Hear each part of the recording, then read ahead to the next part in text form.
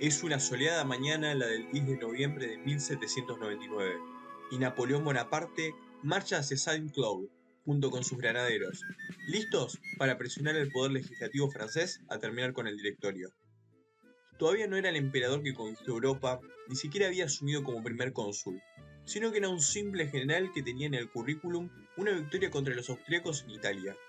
Semanas atrás, París lo había recibido con honores a pesar de haber sido completamente derrotado en Egipto. Su influencia es tan grande que un miembro del propio directorio le ofreció encabezar un golpe de estado contra el gobierno que él mismo integra. Para asegurarse de que el ejército francés no impidiese su golpe, unos días atrás cenó con los generales más importantes, Bernadotte, Jourdan y Moreau.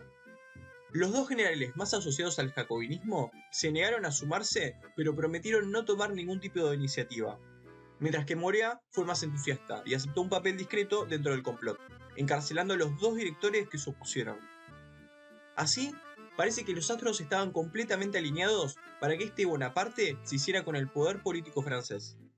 Ahora camina, y mientras avanza, imagina lo que viene después. El consulado, el poder vitalicio, la corona. Ve sus ejércitos cruzando el Canal de la Mancha. Ve su nombre superando la leyenda de Alejandro Magno. Pero de la nada, la visión se fuma, y observa que el camino que estaban transitando sus granaderos fue bloqueado. Columnas de infantería desplegadas en formación. Sus 3000 granaderos contra una fuerza que supera los 20.000. Alguien supo, alguien se preparó, y mientras Napoleón recorre con la mirada las filas enemigas, encuentra entre los oficiales a una silueta que reconoce de inmediato. Una silueta que cenó con él la noche anterior, Bernadotte. Minutos después, Napoleón Bonaparte es arrestado y enviado a Guyana. El golpe del 18 de Brumario es detenido, y con él se desvanecen 15 años de guerras que llevan su nombre. Una época entera que la historia ya no podrá llamar napoleónica. Se abre así una nueva línea de tiempo.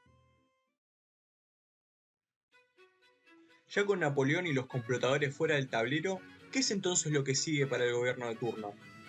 Bueno, primero hay que entender que el sistema gobernante durante los 5 años anteriores fue el directorio. Este consistía en un ejecutivo de 5 miembros que compartían el poder, renovado parcialmente mediante elecciones anuales. Los directores tuvieron que afrontar gobernar una Francia prendida a fuego, y aún así lograron timonear con cierto éxito la política interna en medio de 2 guerras contra toda Europa. Pese a la disconformidad con la inestabilidad y corrupción del directorio, la opinión pública francesa hacia 1799 puede caracterizarse ante todo por el miedo de los extremos, ya fuera el monarquismo o el jacobinismo. Además, la Constitución seguía siendo considerada un baluarte contra la dictadura, la anarquía o un regreso borbónico. Los directores recurrían a golpes de Estado dirigidos contra la derecha y la izquierda para mantenerse en el poder. Se trató de una búsqueda de equilibrio para que ningún bando se impusiera totalmente, lo cual podría haber terminado con el proyecto republicano y el establecimiento de un gobierno extremista.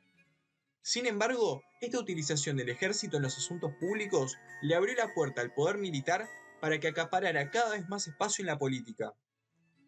Ya para 1797, tras el golpe de Fructidor y la victoria de Napoleón Bonaparte sobre los austríacos en el norte de Italia, el destino de la República Francesa pasó a estar cada vez más en manos de los generales.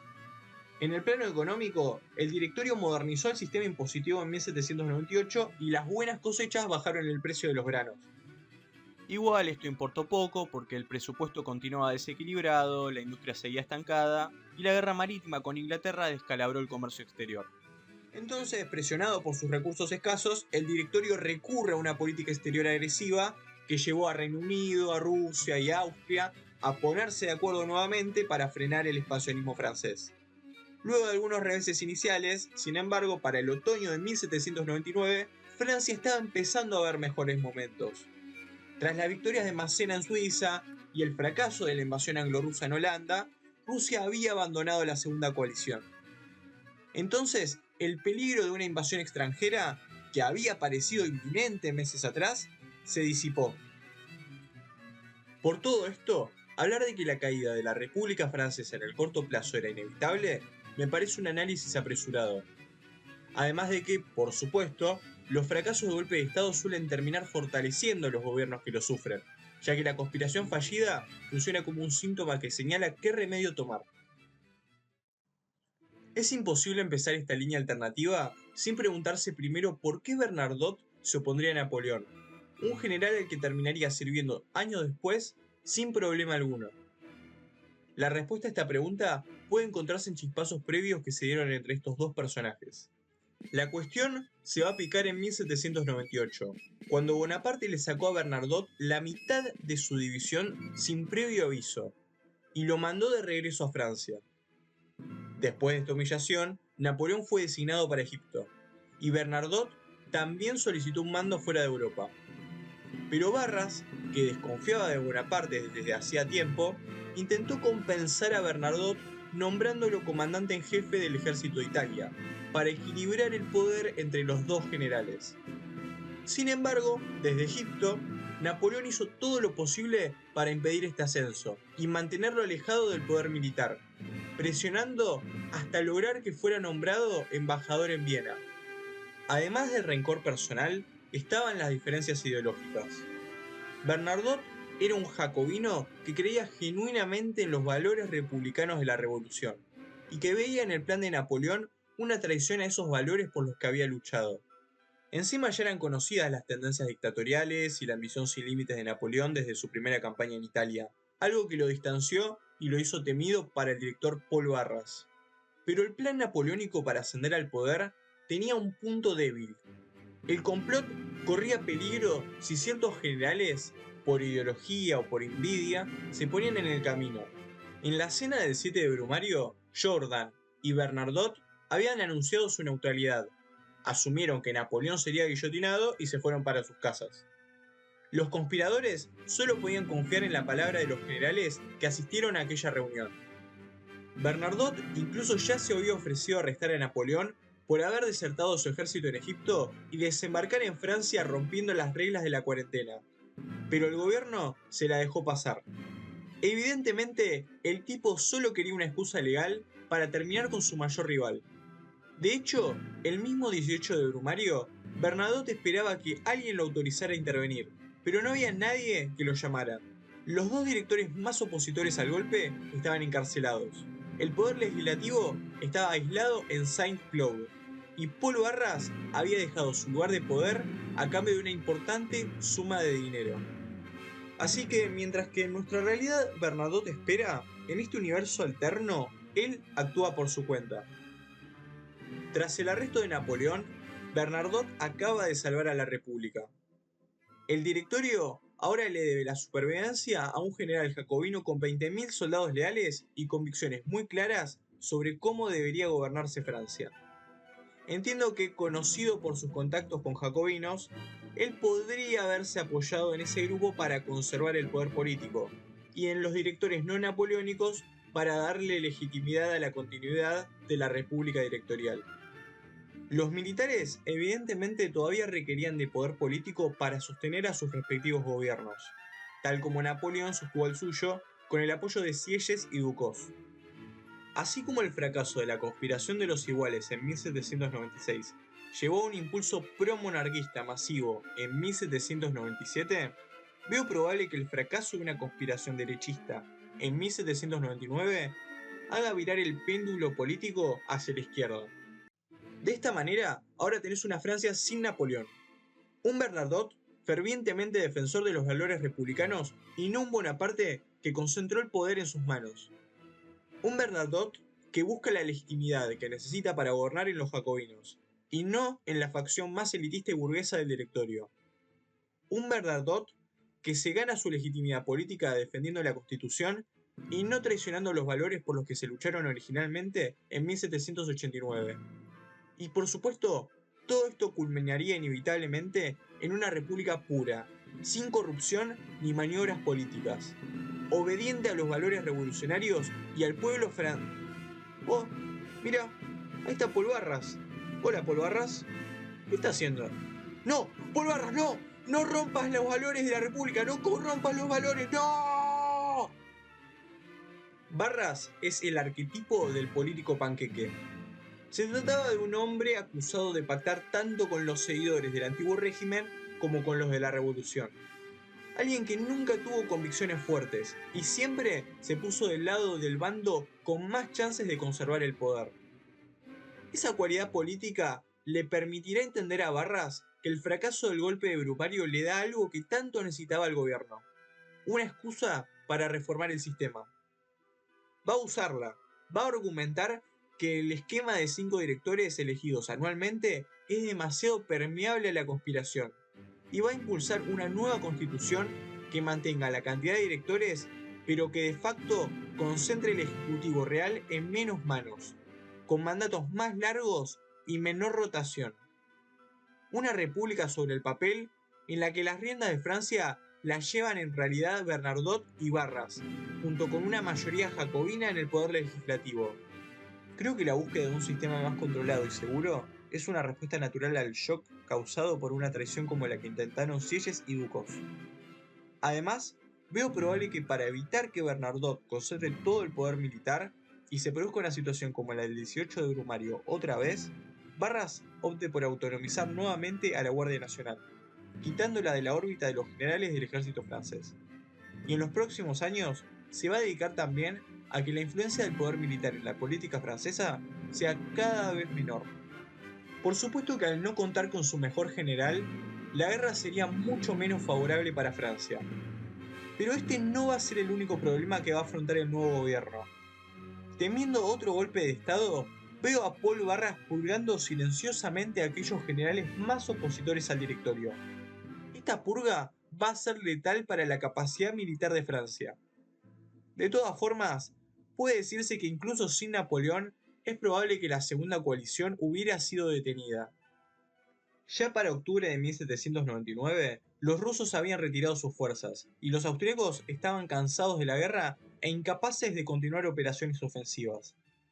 Sin Napoleón, veo muy difícil que el ejército francés pueda sacarle de las manos el norte de Italia a los austríacos. Bernadotte evita entonces el riesgo de una operación italiana que considera innecesariamente costosa y apuesta a una defensa sólida que desgaste a Austria, mientras que Lombardía va a quedar abandonada como teatro de guerra, donde Austria va a intentar consolidar más conquistas hasta que vea que el peligro real está en el norte. El resultado es un estancamiento, una segunda coalición que no puede penetrar en Francia y una Francia que no puede conseguir victorias concretas en Italia ni en Alemania. En este escenario, veo que hacia 1802 se sienten a negociar una tregua por agotamiento.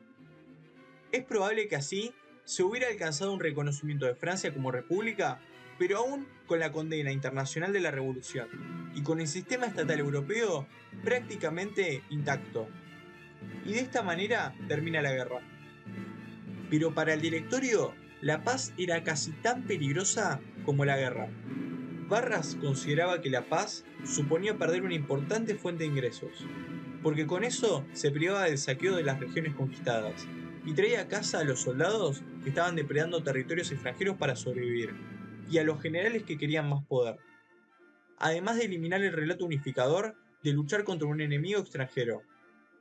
En este contexto, el gobierno de mayoría jacobina cargaba también con el plus de que las conquistas republicanas del norte de Italia habían sido deshechas, y un tratado concreto no fue logrado, por lo que existiría la percepción generalizada de que el espíritu revolucionario estaba retrocediendo territorialmente. Así como el fracaso del complot derechista en 1799 significó un giro en la opinión pública hacia las ideas de izquierda, los fracasos de gobierno de izquierda en el escenario internacional podrían representar un giro hacia la derecha. A partir de esto, Paul Barras tiene un plan. Primero, desde Brumario hasta 1802, él consolida control interno y sabotea el poder militar. Él ya había entendido en 1799 que el fracaso derechista genera reacción izquierdista. Entonces, ahora entiende que el fracaso jacobino va a generar una reacción monarquista.